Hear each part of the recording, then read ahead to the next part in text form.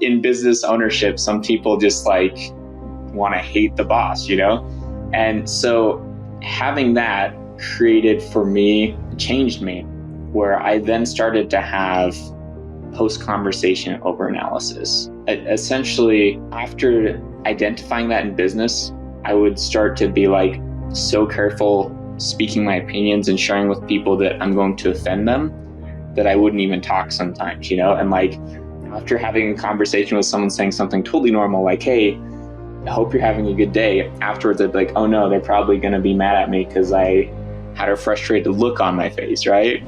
Today's sponsor of the Eternal Optimist podcast is going to be one of our reviewers on the Apple Podcast app.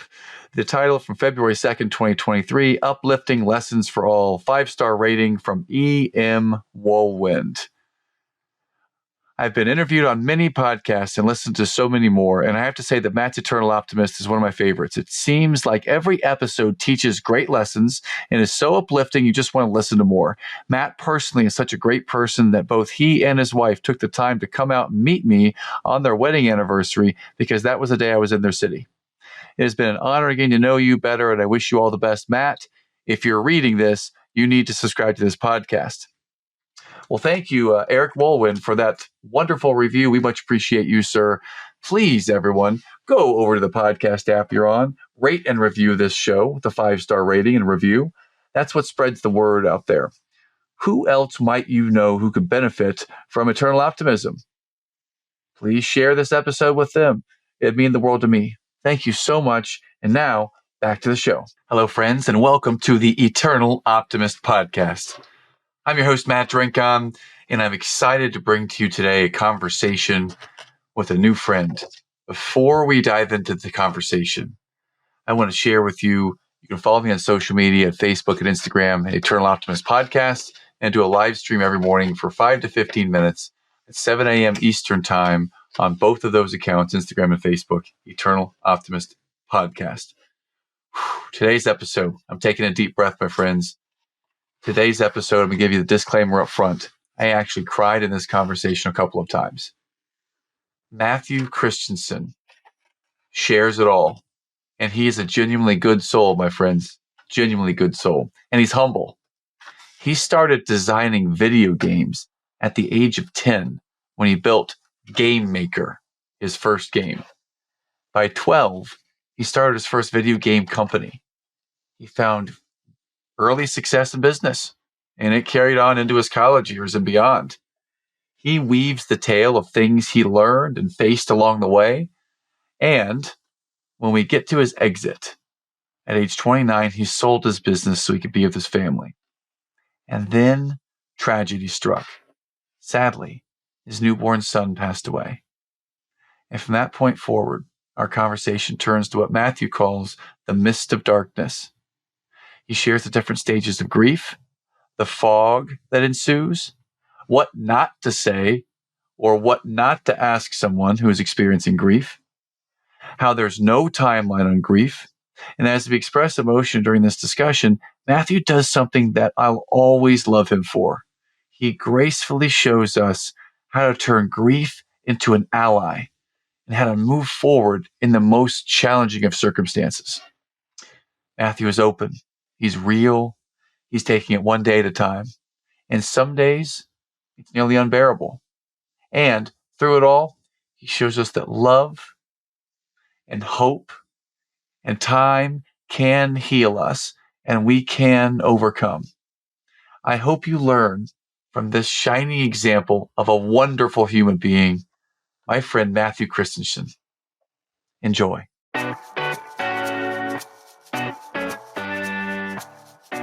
Hello, and welcome to the Eternal Optimist podcast, the show for optimists by optimists. This is the show for people who see the good in the world and want to make a positive difference in the lives of their families and communities. Each week, you'll hear inspiring stories that will get you thinking bigger and playing more offense in life. With your host and high-performance coach, Matt Rincon.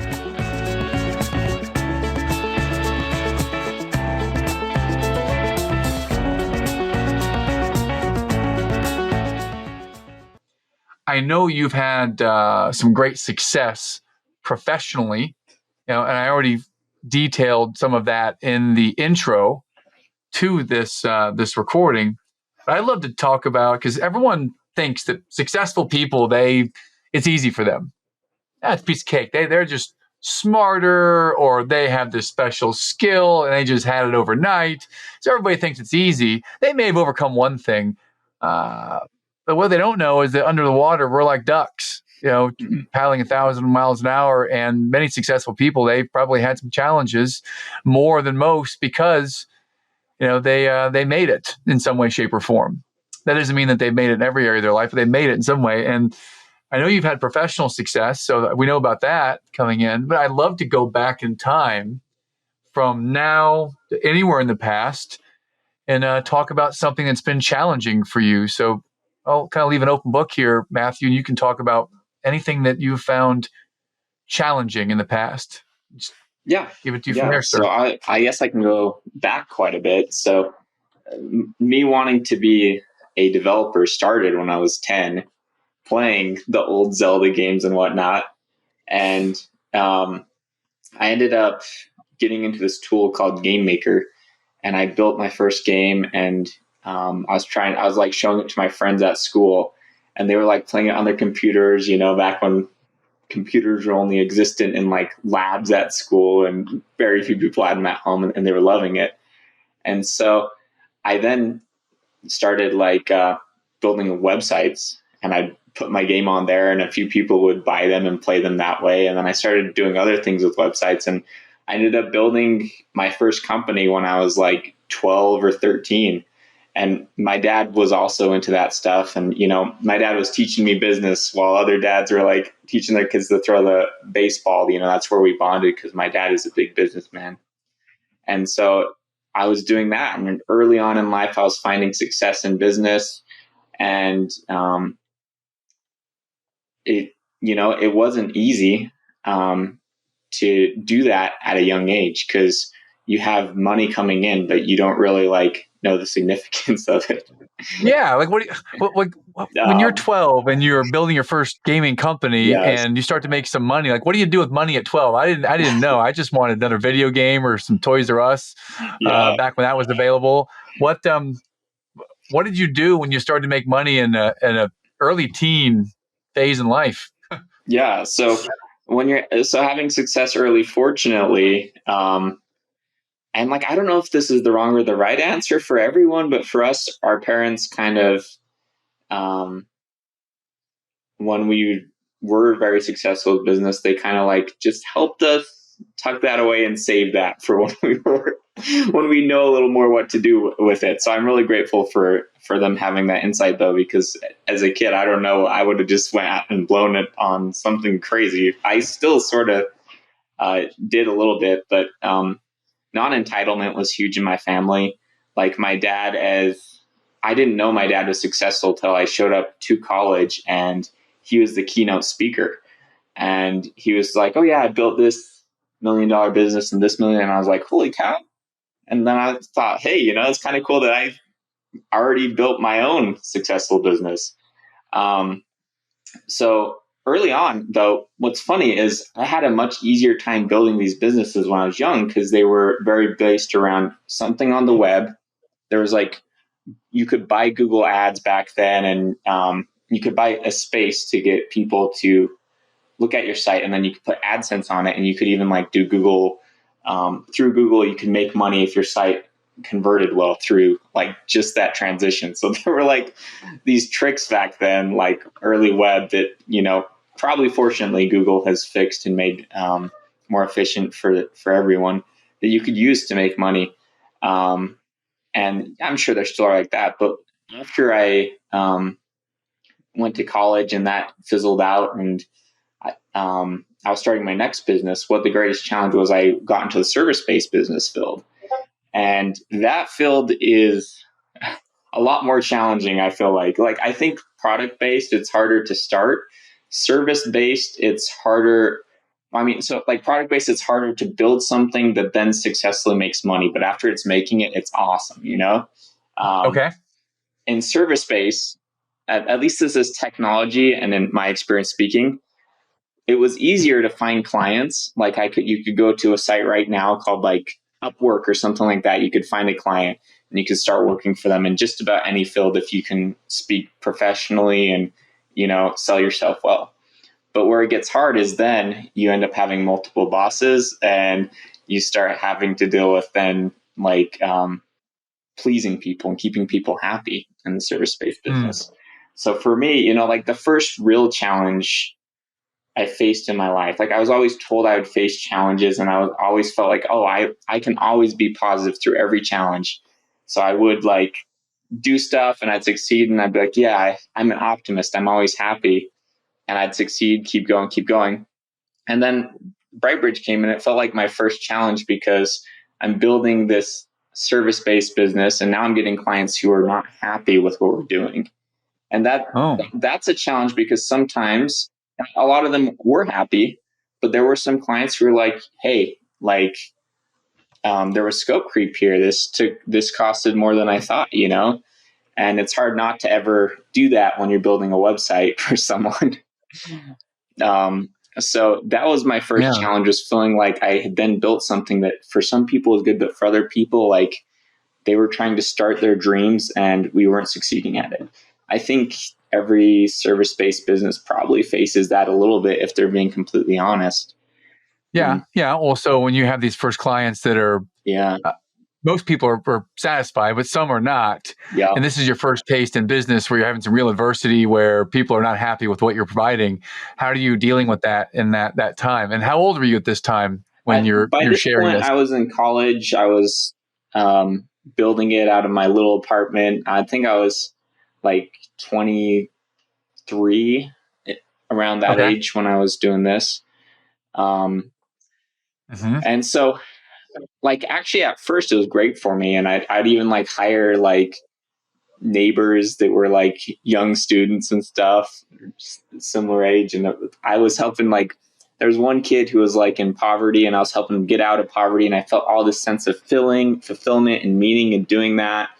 And they're just like, and he was awesome and we were all getting along. But then I start first facing, difficult clients, and then that's hard. So then you start changing your business to appease to them, but sometimes you just can't make everyone happy, But then the next challenge that came up for me is then once you start getting difficult employees, and that's when it gets even harder. And what happened for me eventually is I had some employees who were frustrated over little things. And I didn't know they were frustrated over them, like to the extent that, you'd say like, hey, good job. And then find out later and,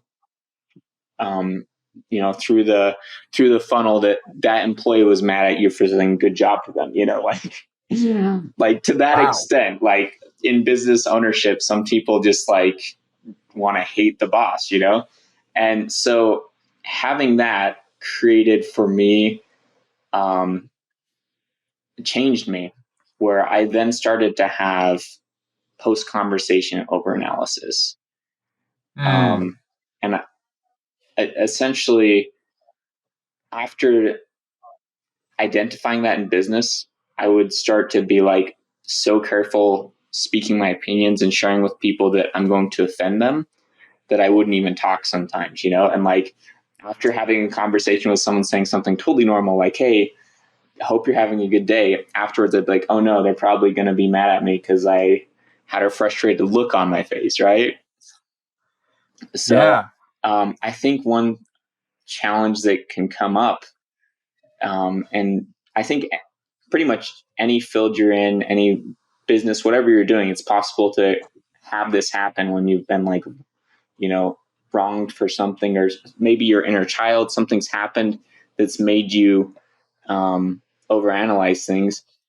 I think it's possible for, anyone to develop this, and it's just recognizing it that can help you overcome it.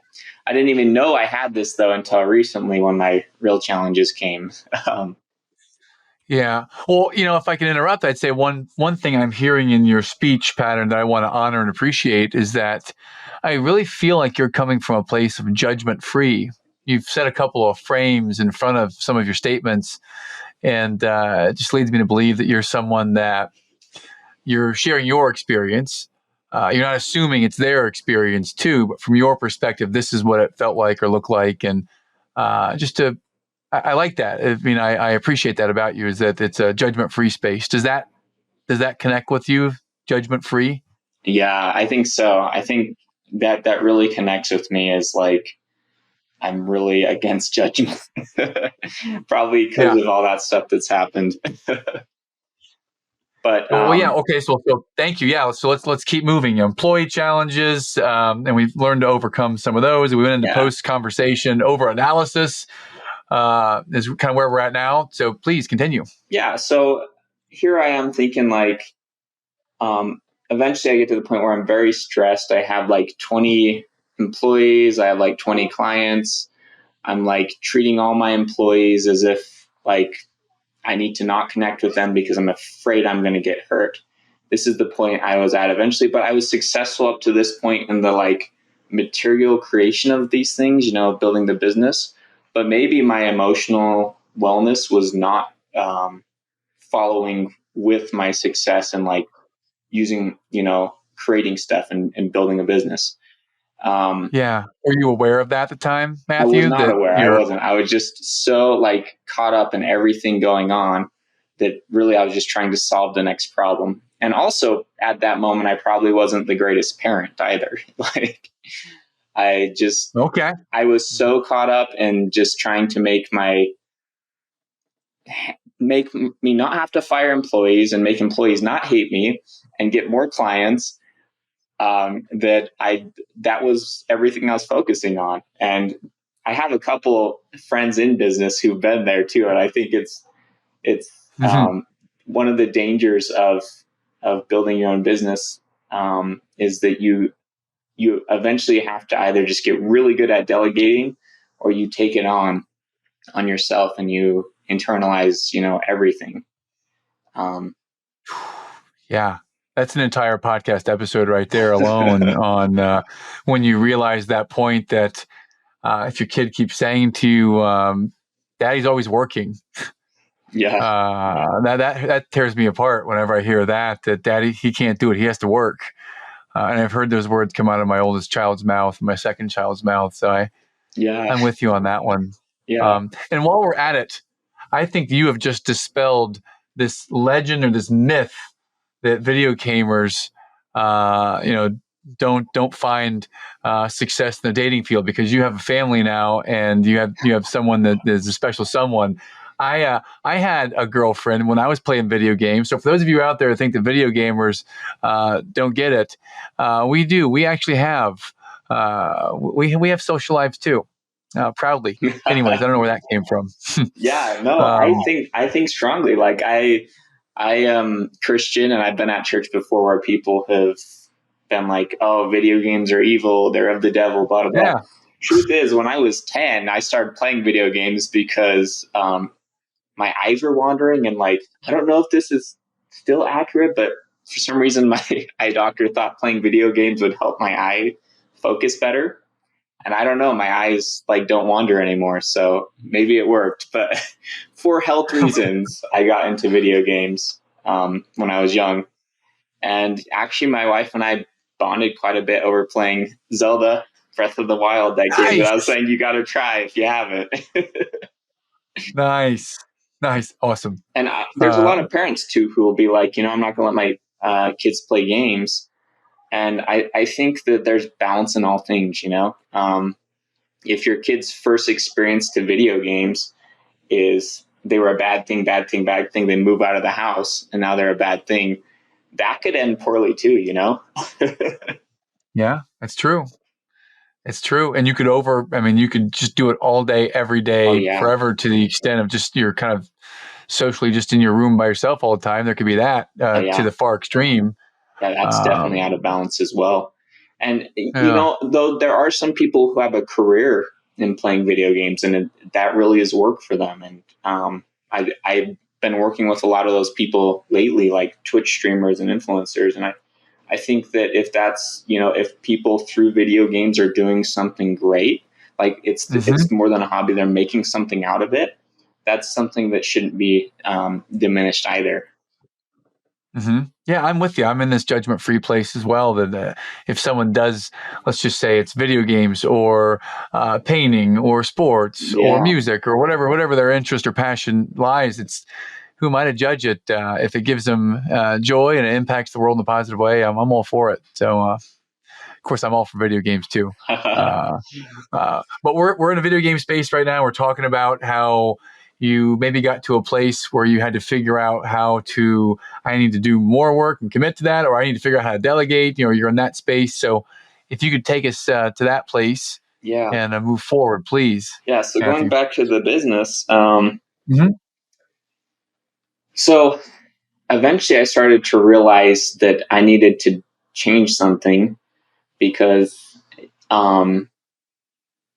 like when I first started my business, the service-based business, I felt like I was doing it to change the world and I was helping people and people were improving. And after that emotional damage that came and where I was current, I felt like I was just trying to make money and try to keep people from being sad and from losing their jobs. But like there wasn't as much this sense of fulfillment from it. Though, we were building great sites for large, awesome, reputable companies that have been successful. So, I could have had that, but I was just feeling burnt out a little bit. And I needed to be there for my family.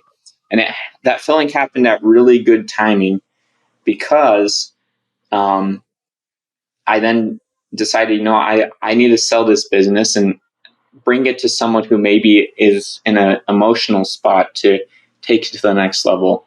I recognized I wasn't at the time. So I did, and I was able to sell it. So then I was, 20, 29, and I had successfully sold a business for a good amount where I could, get some fixed income and have stability with my family pretty much indefinitely if I wanted to. And, at first that was a really good thing. And I was able then to come home and breathe and really see my kids for the first time in a while and spend a Saturday with them. And getting away from it was amazing. But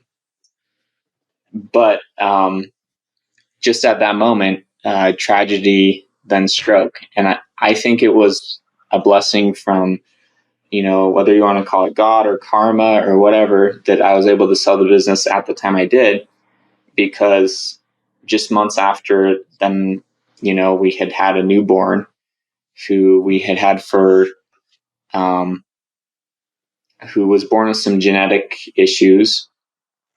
Okay. And we went to the hospital with him daily.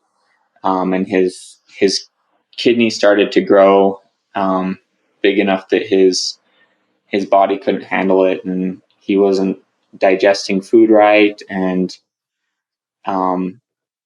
he eventually found out his mental capability wouldn't be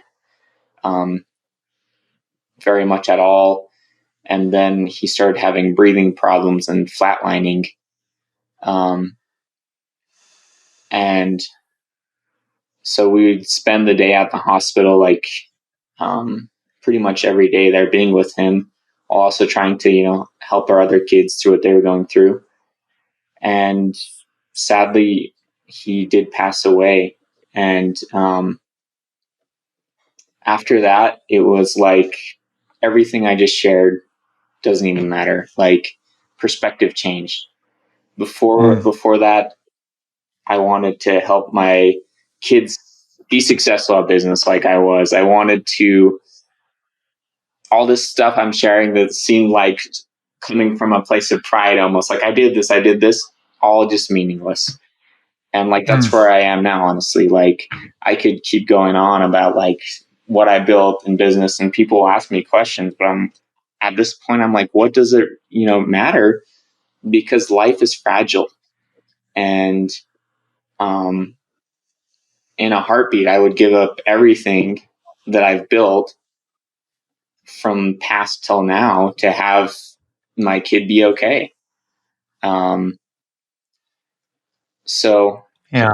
yeah. Now, naturally, after that happened, we Matthew, how long ago was this when sorry, go ahead. this happened? How long ago was it when this happened? This was about 8 months ago. So it's still, 8 months. and I think it always will be fresh, but it's still fairly recent. Yeah. Yeah. So after this happened, there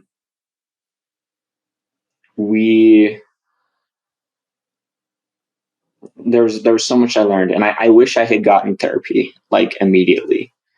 And I say that literally having gotten therapy like 2 days ago for the first time. Oh, really? Okay. Yes. Okay. Literally 2 days ago, I finally got therapy for the first time. Before that, I was listening to podcasts. Which helped a ton. And like John Broman's podcast was incredible. Like I've listened to your podcast a bunch now, and everything on it, I'm like, man, I wish I'd found this one sooner. It's really great stuff. But I wish I had gone to therapy, because we met with him 2 days ago, and he just shared with us like stuff it took me 10 months to learn, and they were 10 really hard months. Yeah. So I would recommend immediately doing that from my experience. And the hard thing though is, after you go through something like this, something ground shattering, is everything kind of freezes up. Like I think the stages of grief, from my experience, are not totally accurate to like the loss of a loved one. And I've done some research on it. Actually, the stages of grief were made for like acceptance of a death sentence for yourself. Okay. And that feels accurate to me, because though emotions from it happen, it's not like the order in which they happen. Really, the way it ended up happening for me was, at first it's just like a fog, like you kind of know what happened. It's not really denying it, but like you're just processing all the time. And by the time you wake up from that fog is the point at which your community kind of starts to dissipate. And that's one of the challenges, I think, especially in America. I know there's other countries where like they'll give people months to grieve, right? But in America, you got like three days and then back to work. Yeah. I like the way that you're able to talk, and I respect and appreciate you can talk about this.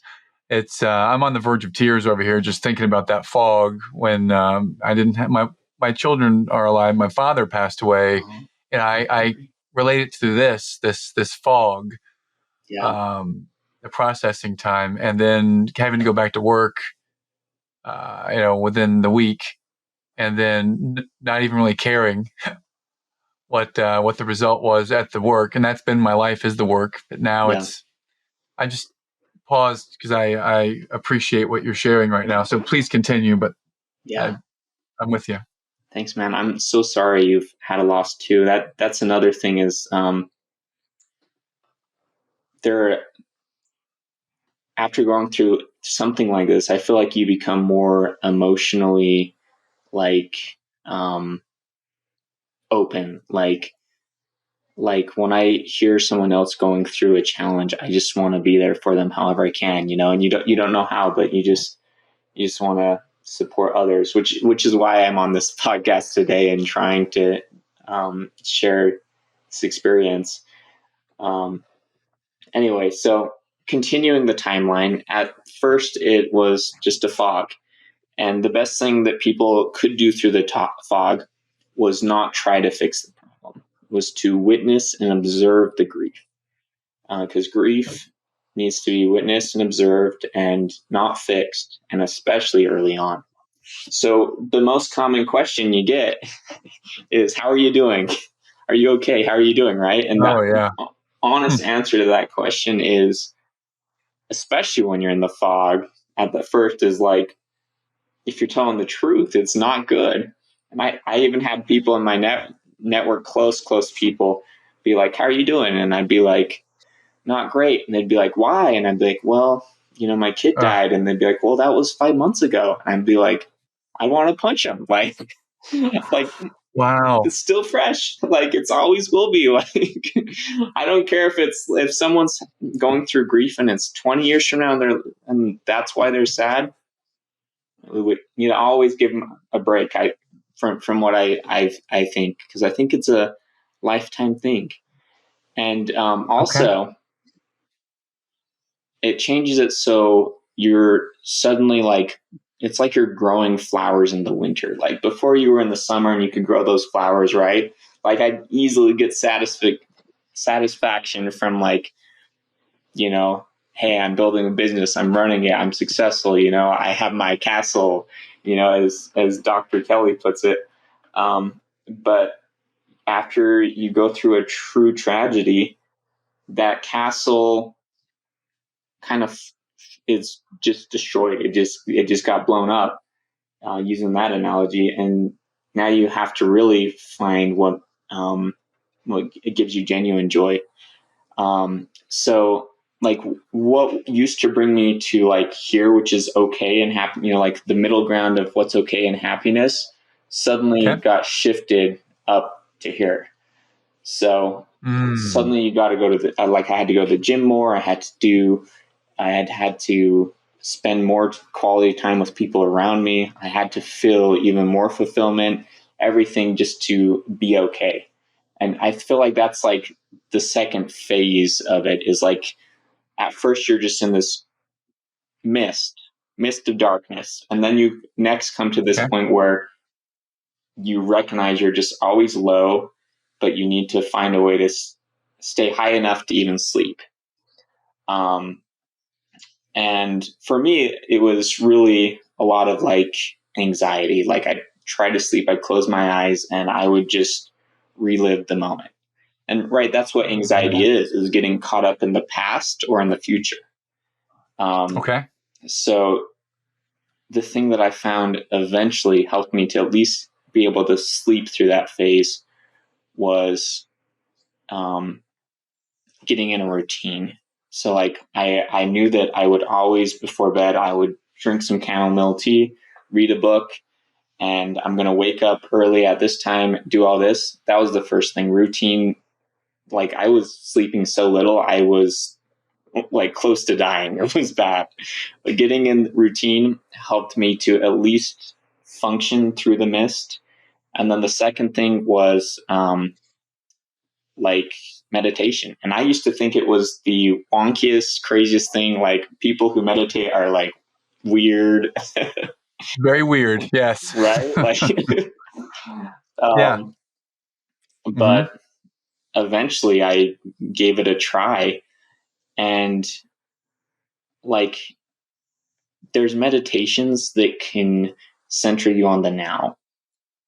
And that helped me quite a bit during that phase where I was so low I couldn't sleep and I had to, do my routine to be even. And then I could meditate to be focused on the now, not living in the past when I'm going to sleep. And then I'd rest better. Funny story. I meet with my psychologist for the first time 2 days ago after 10 months. And he told me all of this. He's like, I'd recommend meditating to stay grounded. And I'd recommend having a routine. And funnily enough, he's also like, and I'd recommend taking a multivitamin. I'm like, okay, that's the new one for me. Apparently multivitamins are magical. I don't know, but well, this is really invaluable. And thank you for having the courage to share it. Cause I don't know about you. I'm literally on the verge of like anything can like the wind blows inside my house right now and the tears might start. So I appreciate what you're sharing. I wonder,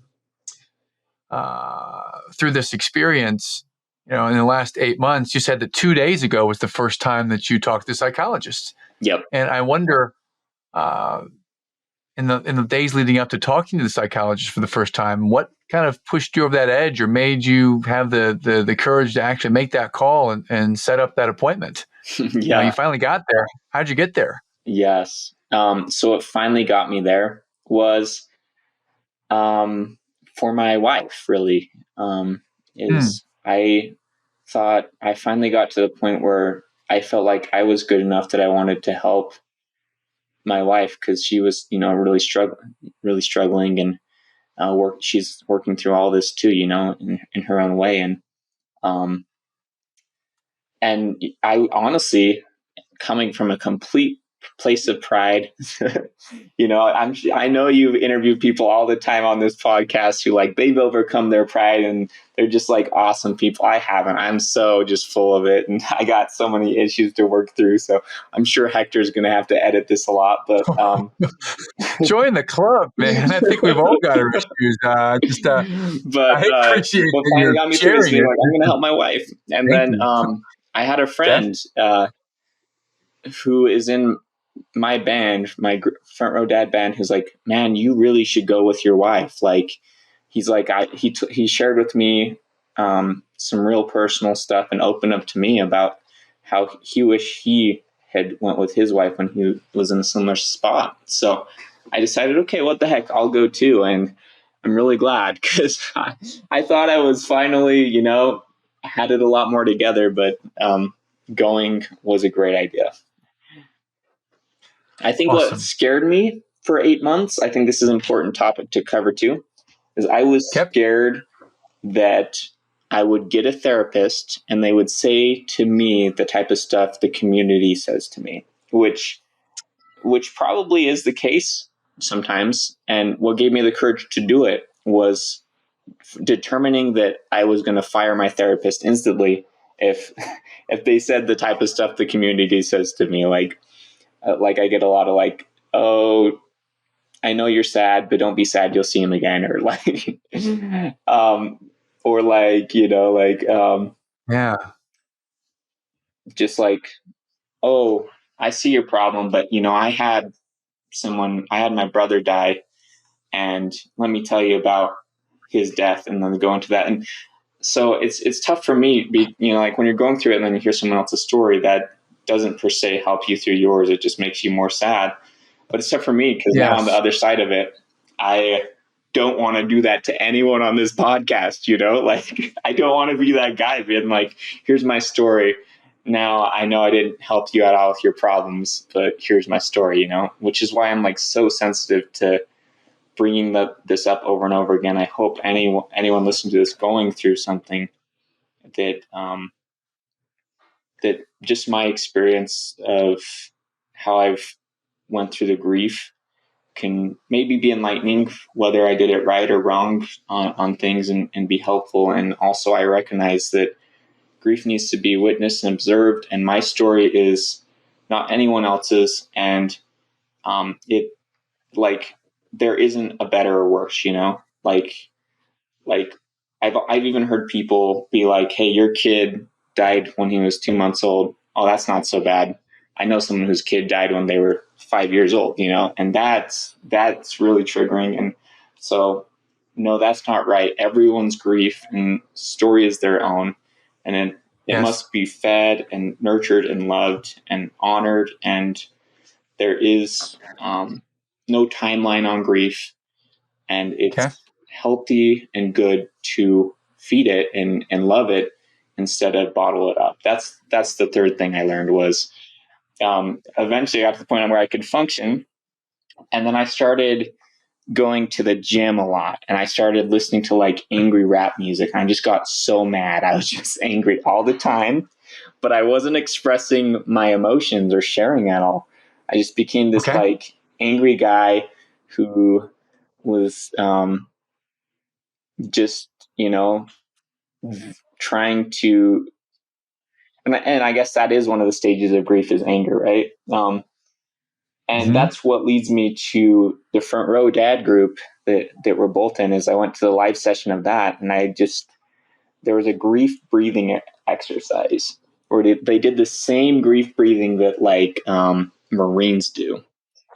And like, I would be honest, like at first it was like, again, me feeling like, wow, this is wonky. Like we're going to be like, you breathe in and go and breathe out like that. And I was like, oh yeah, I meditation. also felt this way at my first breathwork session with a bunch of guys around, and Yeah.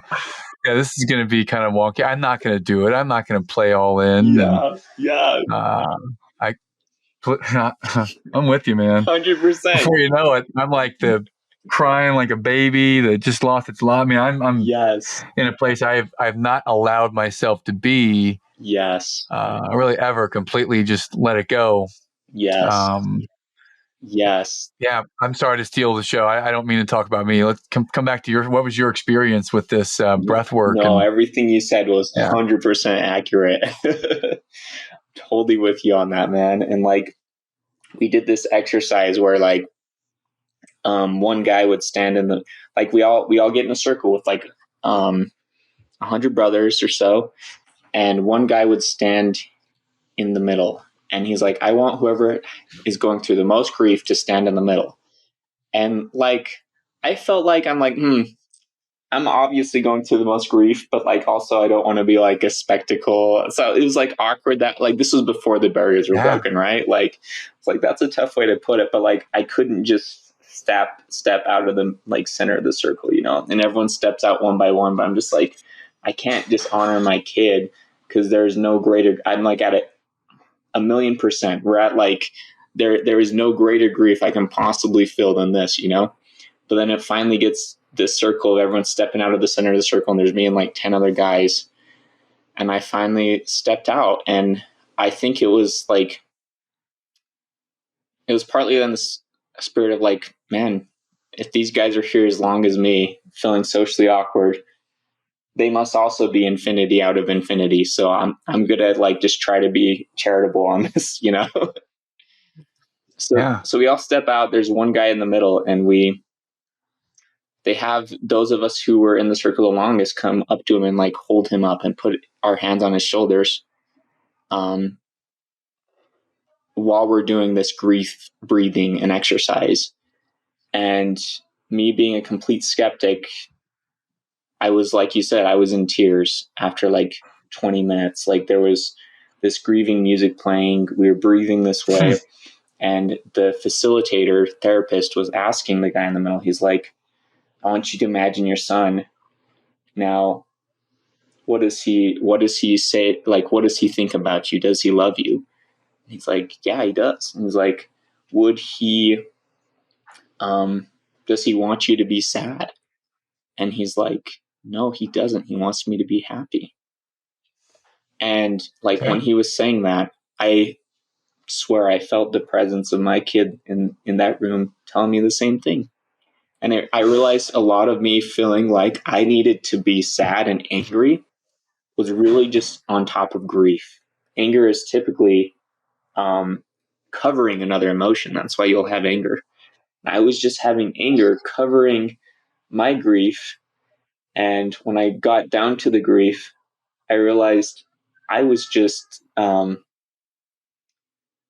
of the reason why I felt like I needed to stay in grief and anger, and it had been like now 6 months at this point, was because I was not sure that he'd want me to be happy. I was not sure my kid would want me to move on and be happy. And it's, you know, I would always just say to myself, how can I know? He was a little toddler. He'd want me to be angry and really grieve him and be sad, or, you know. But in that moment, there were no words that could have given me this feeling. And that's why I'm like now a huge advocate on breath work, because it can heal you in ways words cannot. It goes into the soul.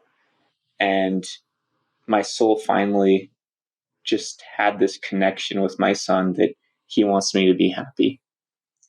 Then we went into like imagining ourselves as a little child and what ourselves would tell us about, you know, our biggest mistakes and our biggest problems.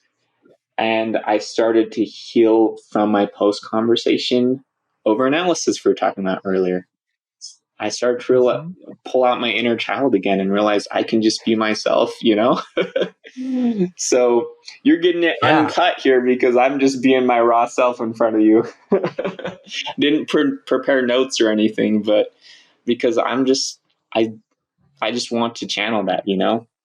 And Yes. all the time, the ego comes back up and I have to like chop it back down, and I have to stay grounded to be able to stay above that point that now is a higher bar that I have to reach to be even okay, you know? But Yes. now that I've found tools to do so, I'm to the point now in life where I feel like I finally can start to do good again and be there for my kids again. And instead of my grief turning me into someone who's just angry and wants to complain about it, now my grief is something that we take time to feed. As a family, actually, after that exercise, we've started taking time to really get together and talk about him, you know, and scheduling time to go to his grave rather than just tanking and going there because I'm sad, you know. And now that it's purposeful grief, it's become much more constructive to me, and it is turning me into a better person.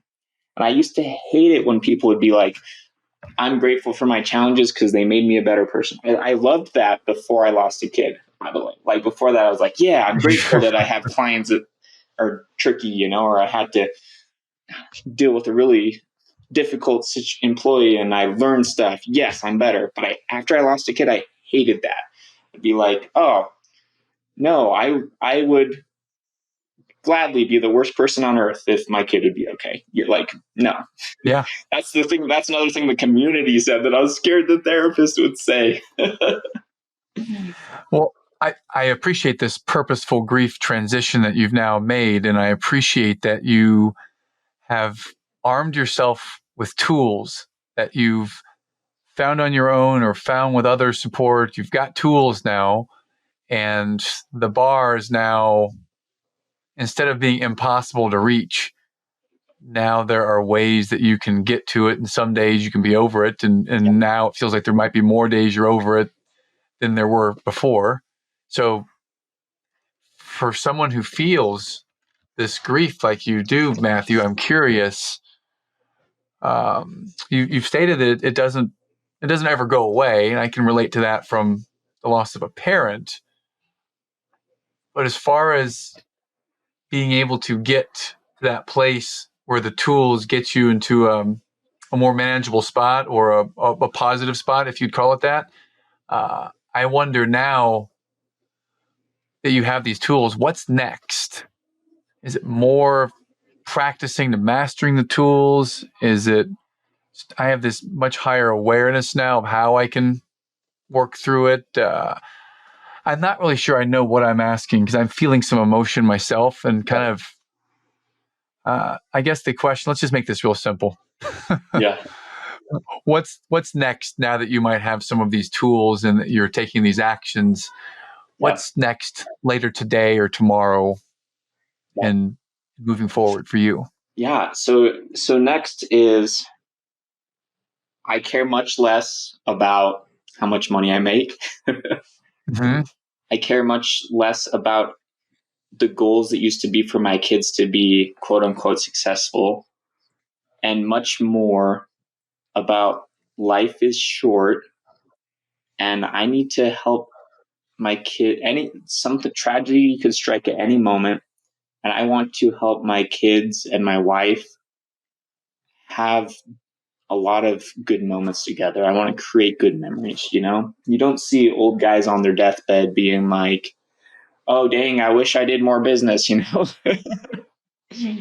It's always like, I wish that I, you know, spent more time with my family or, you know, did more good. So yes, for me now it is being better, but also fully recognizing I'd trade everything to have it back how, you know, to have my kid be okay, you know, not had that tragedy. But yes, ultimately having grappled even with like not wanting to be better because I'm so frustrated at that situation. Ultimately, yeah, I want to seek self-improvement, more Okay. time with family, and I want to seek those type of things that if I was on my deathbed, I'd be like, man, I'm grateful for that. And not those things that, you know, I just couldn't see myself sitting on my bed being angry that I didn't spend more time at the office, Absolutely.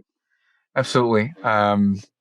We talked before I turned the recording on about Tools of Titans book with Tim Ferriss.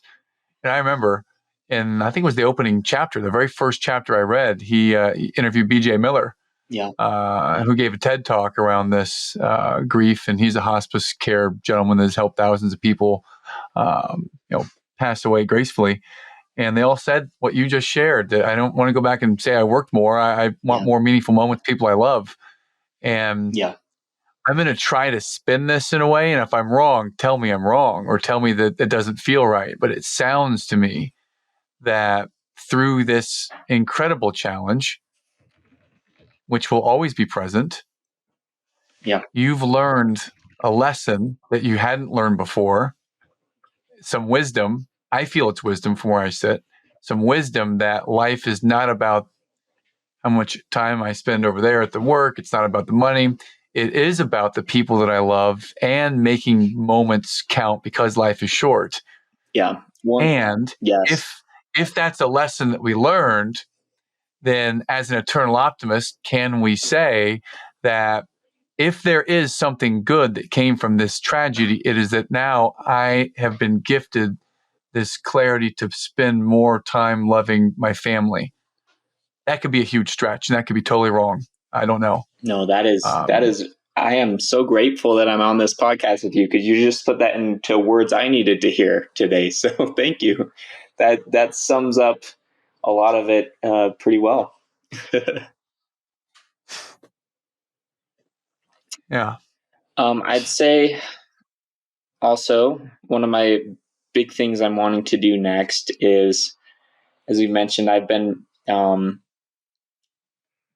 building a video game now as my medium for helping people going through grief. I'm combining what I love to do, which is development, with what I want to do, which is I just want to help people through stuff like what I've gone through. So I've been working on a video game that's going to be the type of game a parent wants their kid to play. We talked about earlier, like video games. Yes. All games are the same. There's some games you don't want your kids to play. There's some that like, okay, this is okay, but there's not many games out there that I'd be like, oh, I want my kid to play this video game, But kids, there's so many kids playing so many video games. So through the medium of video games now, I'm seeking to build something that can help arm kids with emotional intelligence and parents to alike, and be the type of game that like will be one that a parent and a kid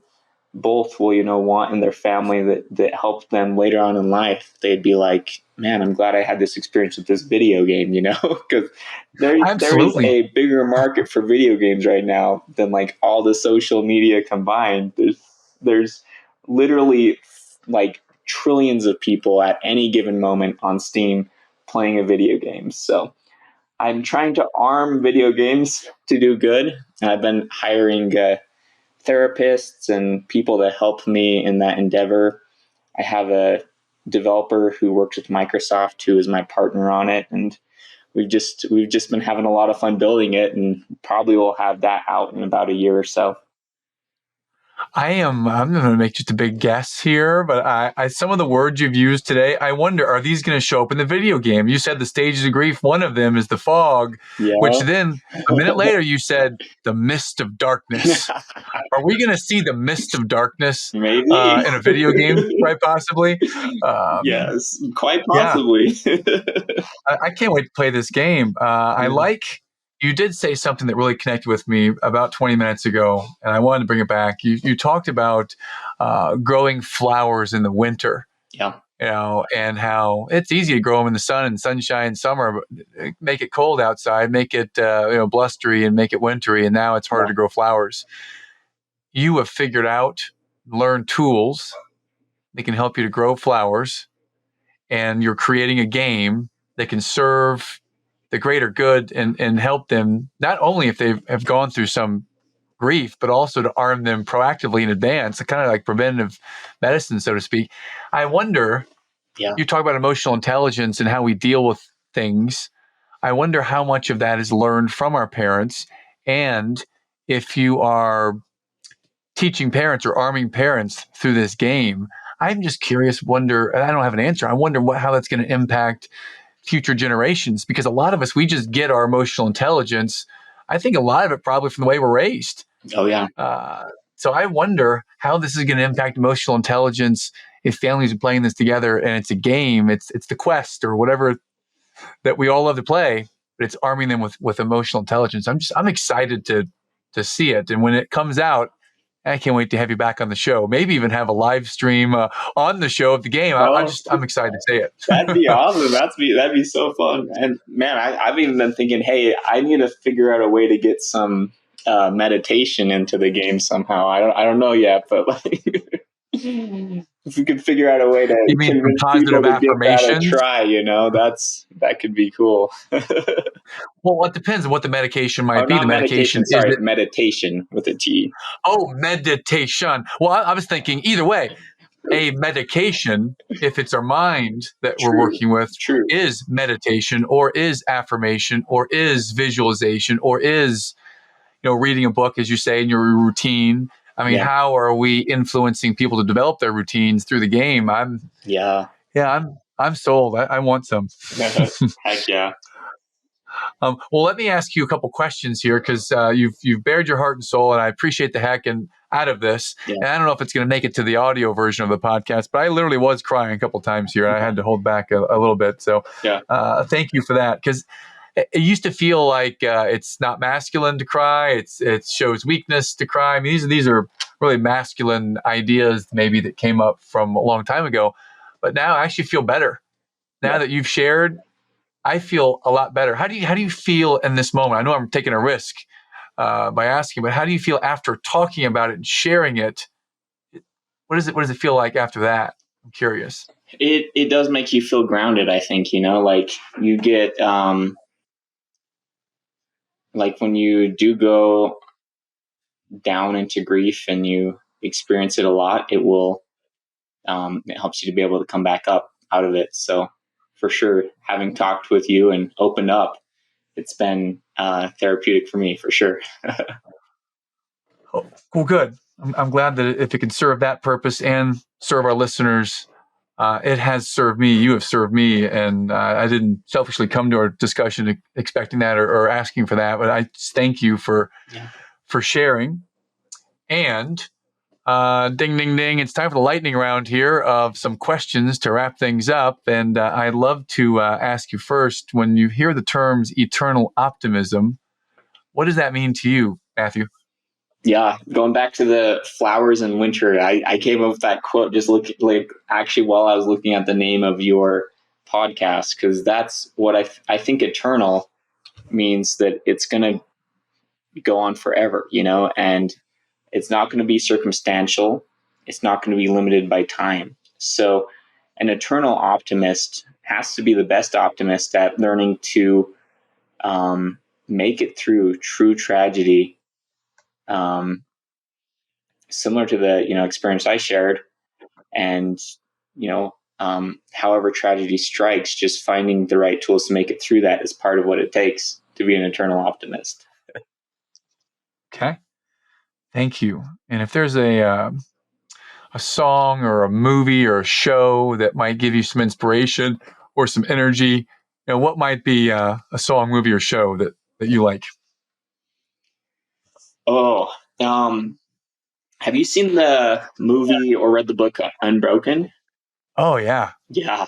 Dude, I saw that for the first time like a couple days ago, and it was so inspiring to me. Like, the guy is literally on a raft for 45 days, and then he's like fighting sharks while he's dodging gun bullets from a plane, and then survives a concentration camp. And I'm just like, and then he comes out of that as a motivational speaker, not even to mention getting through PTSD and his emotional challenges of that. That was very inspiring to me and gave me some courage that we can do hard things, like there's these older generations that have done some crazy hard things. And sometimes we forget about that and we get all worked up about our own little stuff. That Unbroken, that's a story of Louis Zamperini, and it's I saw that for the first time with my in-laws. Yeah. I was crying in the theater. Yeah. I think this might even be more than 7 years ago, before kids even. Maybe it was right when I was first having our first kid that I remember that movie. Great movie. The Yeah. book was written by Laura Hildebrandt is how you say her name, I believe. And that's what you just shared, that 47 days around sharks and dodging bullets. It is incredible. The book retelling of it is even more detailed. It is fascinating. I'm so glad you shared that movie. I want to go watch it with my wife again. Oh It's a yeah. fantastic movie. It's a good one. Unbroken. Well, what is you just shared it. What might be a book that has inspired you or given you learning, anything on your shelf now or in the past that you might share with us? Book. A book. I would say there's so many. That's a tough question. Let me think about that for a second. If I can only pick Certainly. one. If you'd like to pick a few, just feel free to machine gun a few of them at us. Love to I'd hear say them. for business, the whole way I started my business was the book my dad wrote, The Zigzag Principle. That's a great book if you want to learn how to start a business, bootstrapping without much capital. Great book about like life, similar to Unbroken is Man's Search for Meaning, Viktor Frankl. That one's also gets into that psychology of challenges very much. I would also, let's see, I'm a fan of, being a video game nerd. I'm obviously a fan of fantasy books. Okay. I like all the Brandon Sanderson stuff. It's good escape for me, and sometimes you need to escape. That's another thing I was talking about with the therapist I met with is sometimes when you're getting low, you need to grieve and keep going lower so that you can recover. But there also comes a point when you've reached such a low that you do need to find an escape. And for me, that's been the gym quite a bit recently. But yeah, like a good book where you could get lost in, or a video game, or the gym, or whatever that is. It's important to have a hobby or something that you can just kind of get lost in. So yeah. I'm glad you bring that up. That reminds me of you said Brandon Sanderson. I thought first of The Wheel of Time. Also, I'm reading that right now, actually. Are you in book one, or are you further down the series? I'm at 7 like right 14 now. books. I'm book 7, Crown of Swords, I think. On book 7. Oh, awesome. Well, so then you saw the Amazon series. Were you as disappointed as I was with the first season? I was so disappointed in that. As a book fan, as a fan of the book, it just didn't feel true to the book to me. Yeah, I'm still going to watch if they come up with season 2. I'm still going to watch it. Oh, it wasn't what I expected. Tell you what was what I expected. I love the new elves of the Lord of the Rings, Rings of Power. I enjoyed that on Amazon. I felt the same way. Yeah. I feel like the Wheel of Time, the 3 main characters represented like what they would look like in my mind pretty well. But like some of the liberties they were taking, like with Perrin, and like they were just throwing a lot of stuff in there to make it like more controversial. I feel like, I don't know. And then the ending, like I think the actor left or something, so it kind of felt like it was forced together just a little bit. Yeah. Well, thank you for sharing some of your books and movies, and of course, thank you for sharing your story today, Matthew. How can our audience find out more about you, your video games, just anything that we can follow you on in social or websites? Love to hear some of those if you can. Yeah, so if you go to MatthewChristensen.com, I think there's links there to my game development studio, as well as some of there's a link there also to join my community of that's in the game dev space, but also there's a lot in there in just the self-help space. And yeah, if anyone were to join that Discord and reach out to me, I'd be happy to help and be there for people who I can be there for. Thank you. Awesome. Well, hey, it's been, I would say, a good time. I don't know if good is the word for it. It's been an enlightening and emotional and ultimately, I'd say, a positive time in the timeline of this person's life to experience your story and feel with you and hear your story. So thank you, Matthew, for joining us today. I love you, brother. Appreciate you sharing your story. So thank you. Yeah, thanks so much, Matt.